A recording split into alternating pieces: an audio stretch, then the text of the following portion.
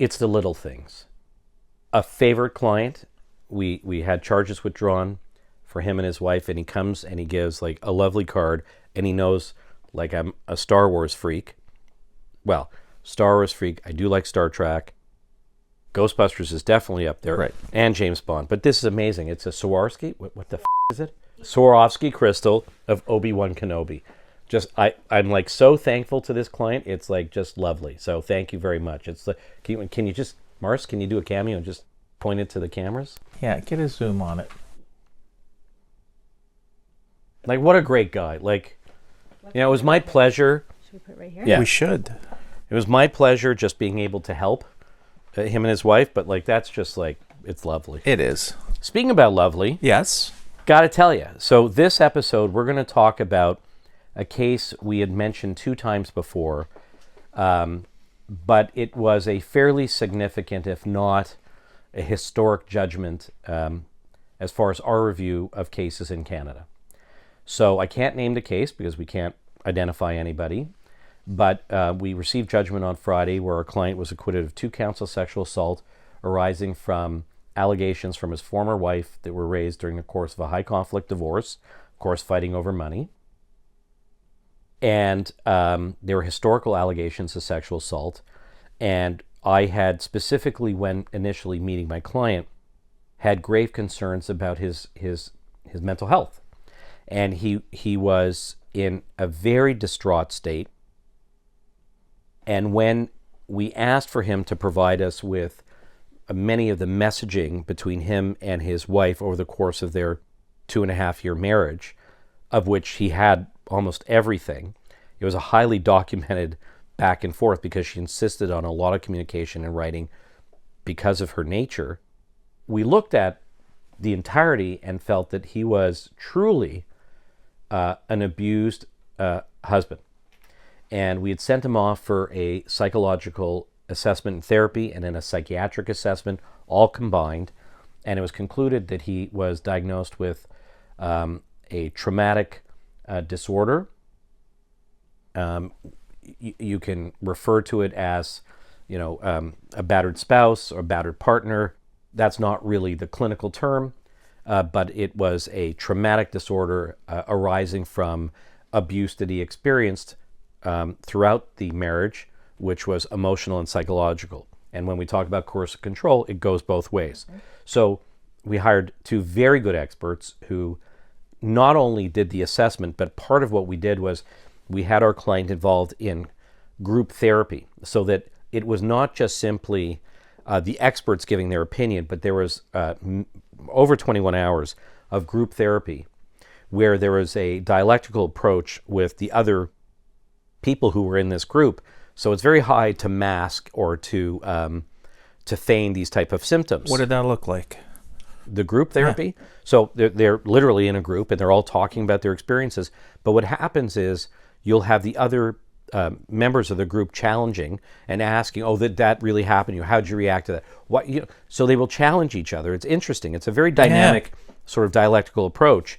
And I think it's because they want to determine if the group is moving forward, who's got legitimate symptoms or not. And a lot of the time it arises to really good analysis and then, diagnosis of more symptoms and treatment. So it was not just simply our experts, but it was group therapy of which there was countless hours, 21 to 30 hours actually, of viewing of this type of group therapy. So we had a very robust, reliable report. And at trial, part of our client's evidence was how this coercive control and abuse impacted him. It was relevant to how he approached consent, how he was exceptionally cautious with consent and seeking consent from the complainant, as well as why you would see in a number of communications after she says these sexual assaults occurred, he is apologizing left, right, and center. Not specifically apologizing in anything about this, but she had specifically put forward 2 messages which she had said was him directly apologizing for the abuse. After I cross-examined her, pretty clear she was lying. It wasn't about that. It was about other stuff. But it would explain why he was so demure, so compliant, so subservient, frankly. And then we called the expert to testify. And in the judgment, the judge did a great job of doing an analysis of all the evidence, in particular the reliability and credibility of the complainant. But what factored in was his acceptance of the expert evidence. So it was admitted at trial, the evidence was accepted by the trial judge, and it was weaved into his analysis of why she was not credible. Also dealing with how you interpreted the messages and how cautious he was about approaching her for consent, because one of the sex assaults was, a full-on rape, which when you read all the messages, and we're talking over 300 messages, and based on everything, you'd be like, there's no way he would ever be that. Not all that of a sudden, guy. that second, he'd become a monster. Right. And then the other one was when they were cuddling, when they had just woken up, his hand was allegedly on her breast, and that was a sex assault. Okay? And the judge was very careful in the analysis and exceptionally good, and found that I don't have the judgment yet because it's being written right now, but the portrait of who our client was based upon his own testimony, the messages, cross-examination of the complainant, and the expert evidence was in stark contrast to how she painted him out. And more importantly, when you took into consideration cross-examination, when I cross-examined her about all these messages in conjunction with the expert report, the judge agreed with our submission that the one who was in control of this relationship and dominating was her. So this was a very significant finding. And it's not that this will be useful in every case, and it will be useful in some cases where there is coercive control of a male spouse, and it factors into how you approach consent and apologies and everything like that. But it also, frankly, in my opinion, demonstrates that gender is not that relevant to abuse. Abuse is abuse. Right. And yes, there's domestic violence against women, and it's a real factor in our community, and we need to deal with it. But there is abuse of men. And when we talk about coercive control, and we see this in the literature from advocates and feminist groups, about women being coercively controlled, it's legitimate. It goes both ways. Right. So, but the stereotype doesn't. That's right. And abuse is abuse, and we shouldn't just simply have it as a gender-based issue. It really happens to men and women, right. And it's serious. So this is really big, and so we talked about this in a prior case, because and some of our viewers were writing me going, "Oh, come on, was there really an allegation that as they were cuddling when he was waking up, his hand was in a boob?" Yeah, that was one of them. That was literally one of them. One of the other complaints that was uncharged was when they were on the honeymoon in Mauritius or somewhere in Africa on a safari. I should be so lucky, okay? He had his hand on her thigh, and she was very uncomfortable with that because there was other people in the truck as they were going up and down, going through the safari, and that was a sexual assault. So her concept of what her violation of her body was pretty skewed. And it really got to the core of who she was. So I just think this is a monumental case. And frankly, this was an individual who was really it was one of my most fun cross-examinations, because she thought she's very bright, very accomplished, but clearly a manipulative person who frankly, in my opinion, was highly narcissistic. I would have used stronger words, but you can. And he was acquitted, if not exonerated, by this decision. Let's talk for a moment, though, about what expert evidence is and how do we get expert evidence admitted, and then who said in what case, ironically, that we're going to need expert evidence about abuse against men.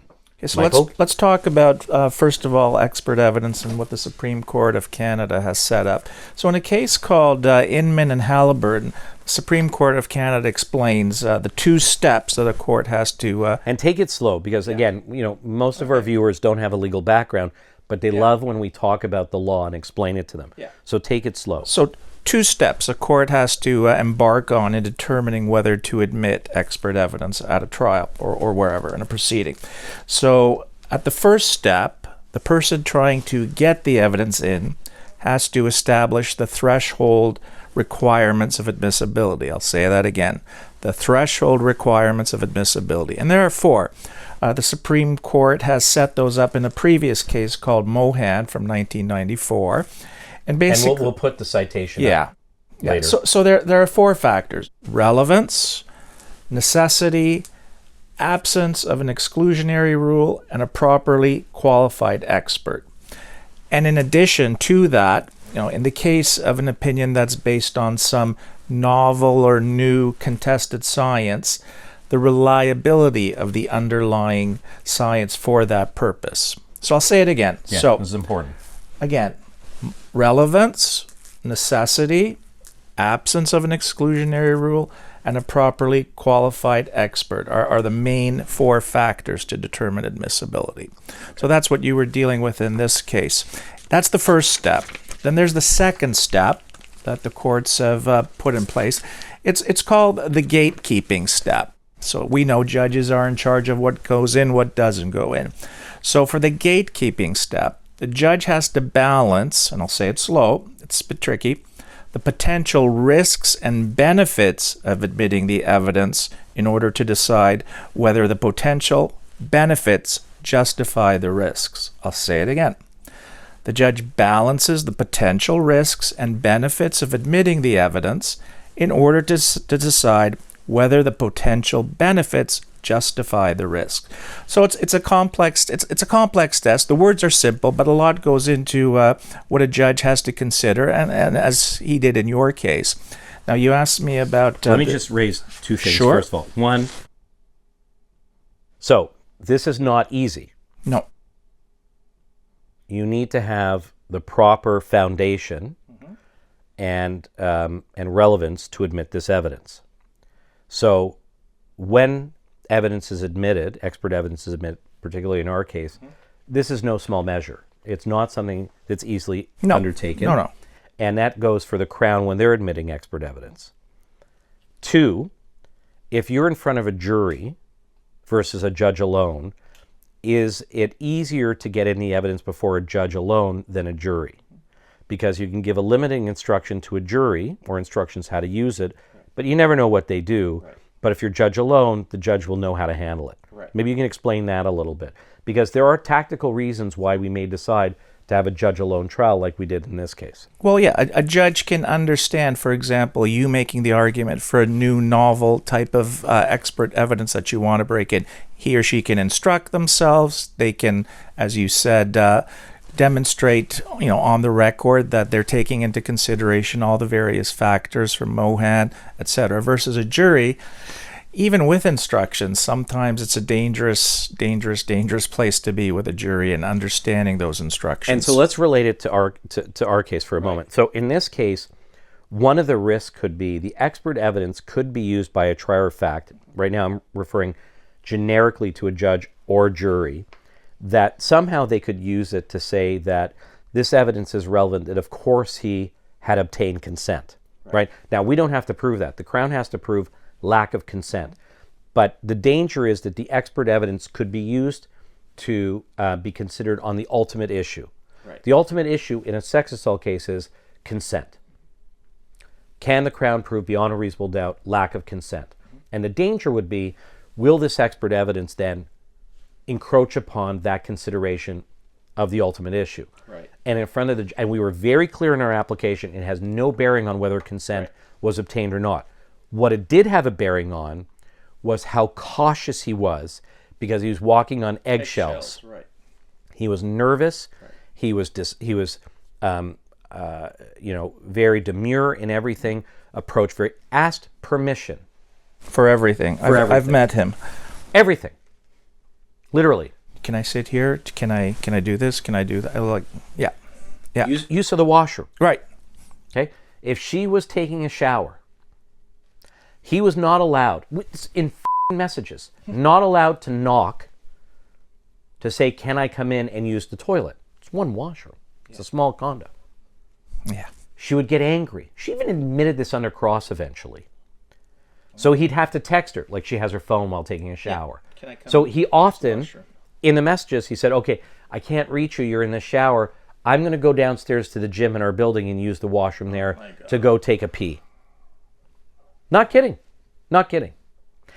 So we were not raising it on the issue of the ultimate consideration of whether there was consent or not, but how cautious and how he sought permission for everything.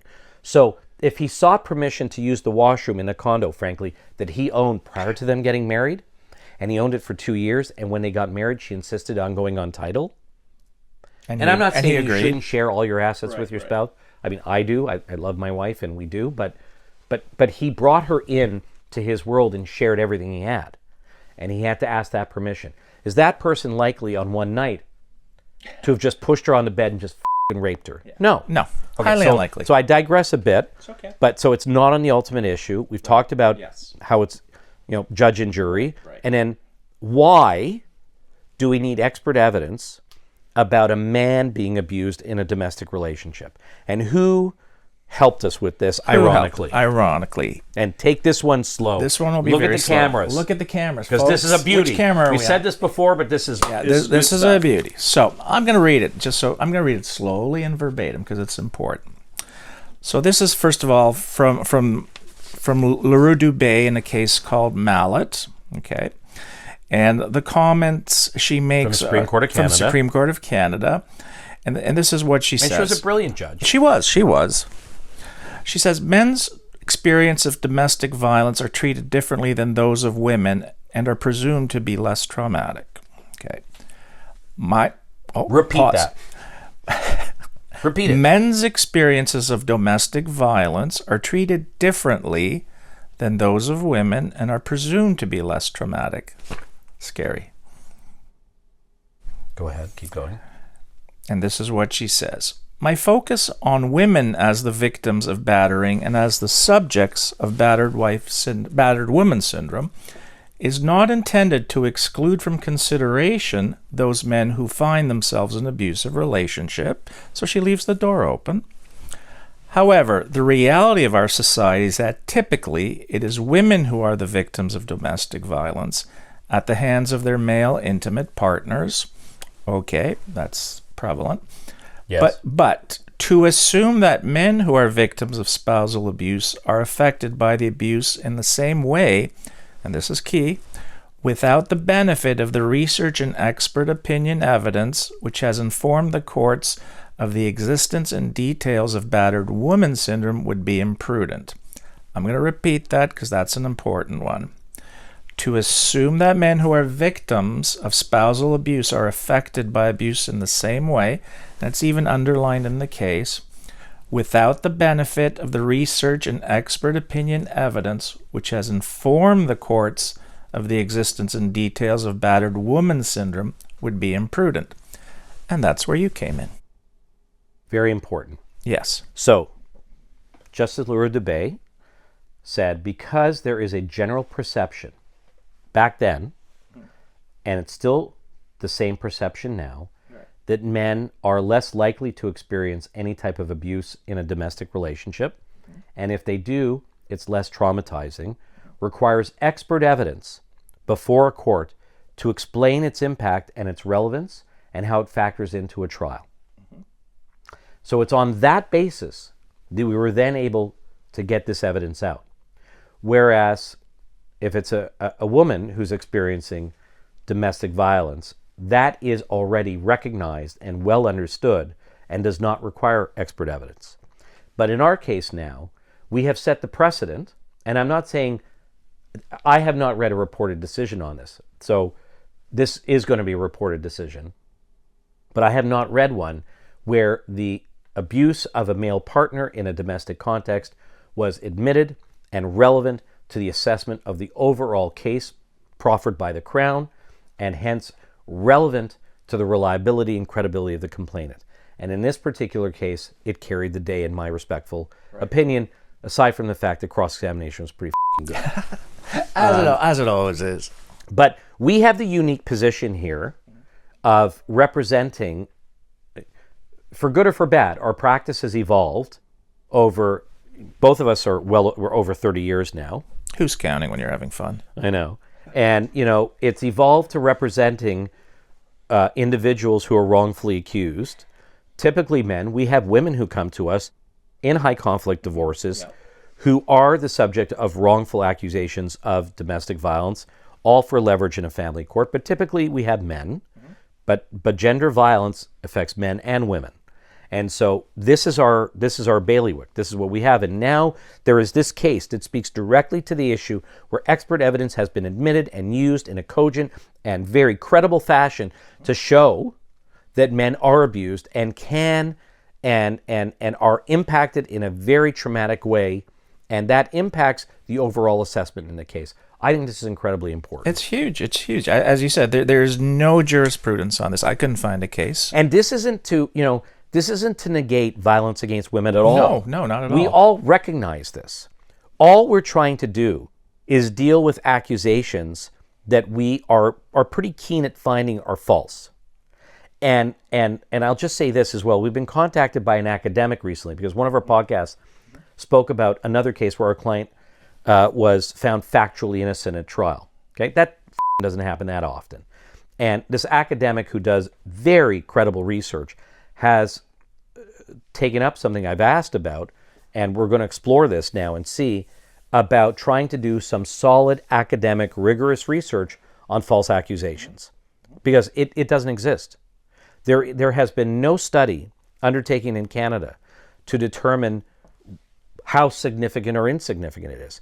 And you will see repeatedly in cases and sometimes in investigations that the idea that somebody would make up an allegation of sexual assault, whether you're a male or a female or of other gender or a child, is a rarity, an exceptional rarity. And we have to debunk that myth. For sure. And it does not mean that there's not legitimate allegations, but we have to debunk that myth. So an academic has reached out to us, and we're going to see what we can do about starting some rigorous academic research to try and really get at the nub of this. But this case now sets a precedent. And I hope it has ripple effects outside of the courtroom. I hope guys are now no longer afraid to make that 911 call or to make that report that they are in these relationships. Because now there's going to be recognition. They will see, oh, this case is a first. We are now recognized.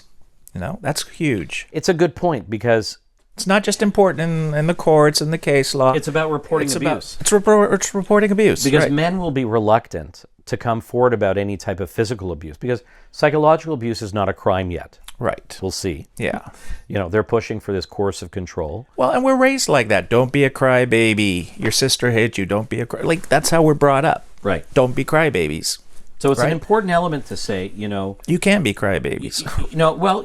No, I mean, if you're abused and it's something legitimate, I have to be honest. I think the criminal justice system is overused. I think we have an overemphasis on stigmatization and punitive measures. That said, the chilling effect in the past of the concept of men being abused, I think, is starting to thaw now. And with a case like this, men who are truly abused can come forward. And, I had the benefit a long time ago of being a lead counsel for a government agency at the Cornwall Public Inquiry on sexual abuse. That was an interesting, I think, watershed moment in Canadian history, where there was rampant, oddly enough, in one town, rampant abuse of male victims of sexual abuse at the hands of other men. And it permeated many facets of the community. So I was counsel for a government agency. But what was interesting was the lack of resources for male victims, lack of an understanding of a male victim, very dismissive of their claims of abuse. And even till today, we have resources now for men who are victims of abuse, but it is still at its infancy. Yeah, it's nowhere close to... And it's important to say that abuse is abuse, right, regardless of gender. It's gender neutral. That's the message that has to come from... Well, I think it should be most people's opinions. People are abused. It's got nothing to do with gender. So let's talk for a moment about how this factors also into cross-examination. So I think something else that's important to consider is people need to really understand that when you approach a case like this, having this type of expert evidence available and knowing that you're going to call it at trial, and most likely we will have it admitted, really informs the way you're going to cross-examine. So tell us about how did you reshape your cross-examination, having this now in your back pocket? I'm just going to give one really interesting example. So aside from the fact that the complainant walked into it by saying that when she went to the police, she said, I'm doing this because I'm certain he will do this in the future. They had separated. They've been separated for over a month. And what was interesting was she went to the police and alleged a month later that, I'm certain he's going to do this to some other woman, so I have to come forward for the protection of other women. And she worked within the abuse system.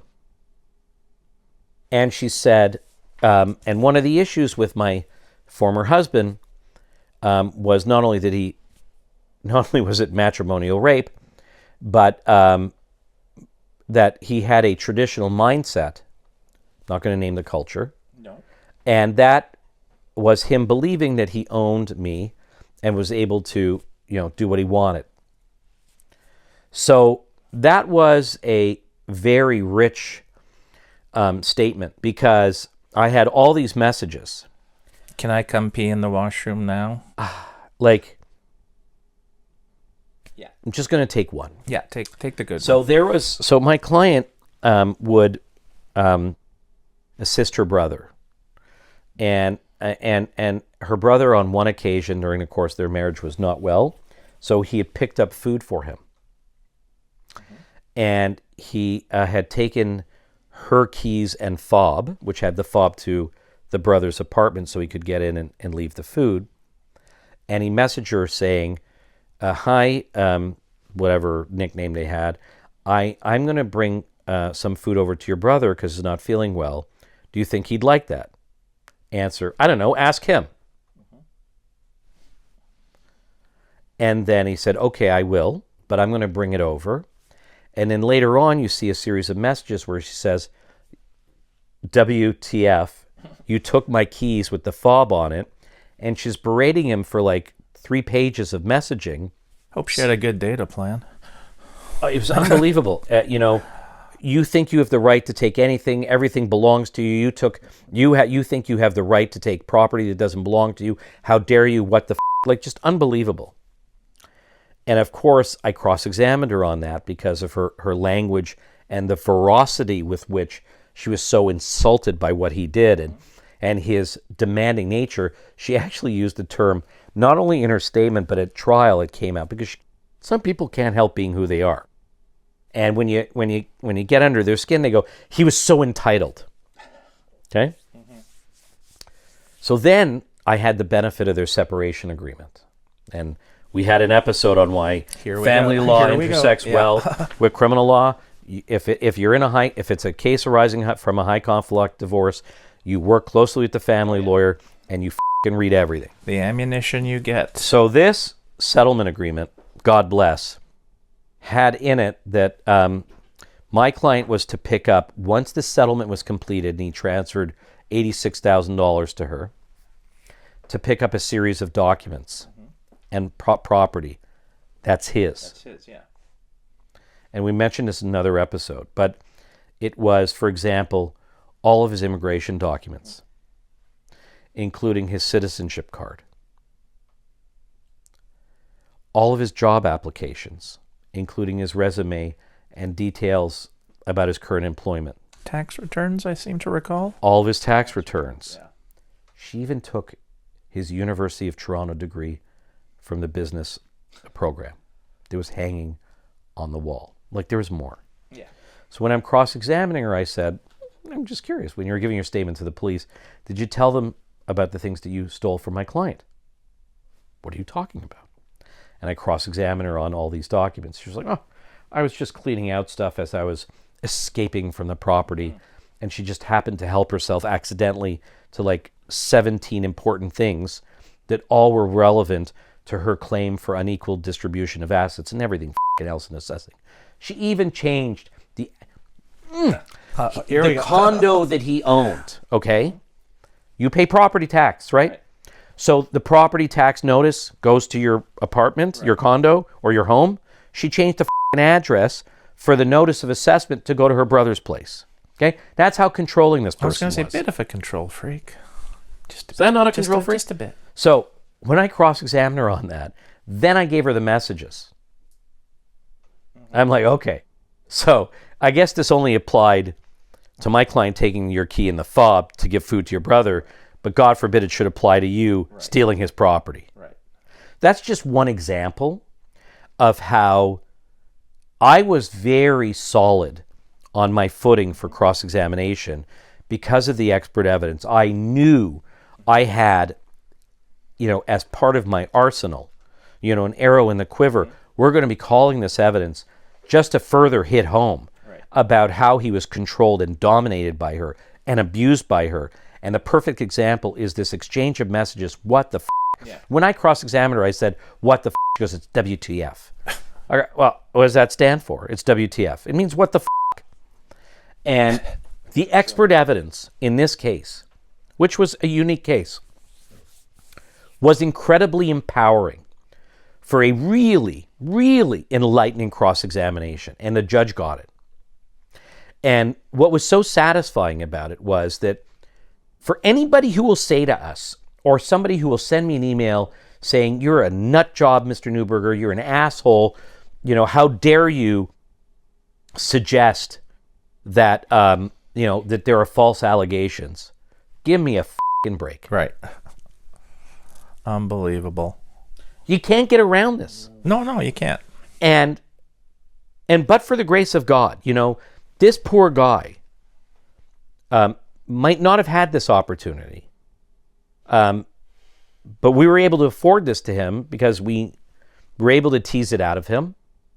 And, our knowledge of this area is very helpful. There's a lot of excellent criminal lawyers in Toronto, like excellent lawyers. We have one of the most robust and strong defense bars, I think, in the world. But, not everybody will pick up on this. And it's really important to think about your client, to understand what the psychology is and what's going on with them when you're marshaling your defense and how you're going to bring it along. It's making them three-dimensional versus one-dimensional or two-dimensional. That's the bottom line. It's an excellent point. It's like from Star Wars. It's the holograph. Yeah, I know. I know, it's such beautiful. A great gift. It really is. I love our clients. One other thing just to talk about for a moment. When you call this type of expert evidence and then it's accepted by the court, what's your determination, just because you did appellate work and you still do appeal, you got to complete a factum this week, you're doing a sexual assault appeal this week. How unassailable, like the Crown can appeal this decision. And they're not going to. Knock yourselves out if they try. But just from your opinion, because you've done, for over 30 years, you've been in the Court of Appeal, you've done a ton of appellate work. Can the Crown appeal this?